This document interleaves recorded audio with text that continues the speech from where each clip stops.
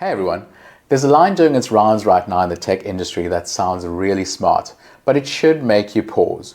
Don't learn how to code.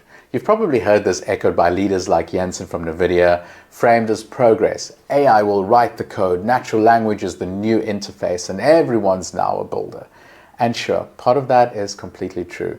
But here's the part that no one's being honest about. This isn't really about coding, it's about thinking.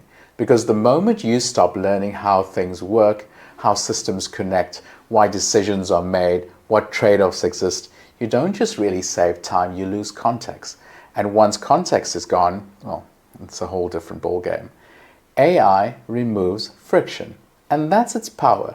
But friction is also where understanding is built.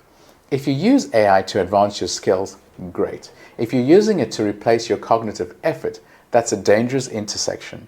AI doesn't eliminate ignorance, it scales it. Bad thinking plus powerful tools just gives you confident mistakes in a faster way. And let's be honest for a second. If someone owns the infrastructure, sells the compute, controls the models, who benefits when a user stops learning and becomes dependent?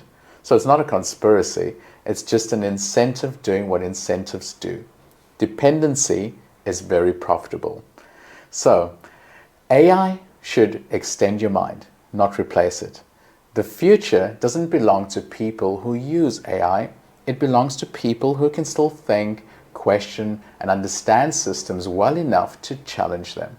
So use AI, but don't outsource your brain, because if you can't explain why something works, you didn't really build it, you just watched it happen.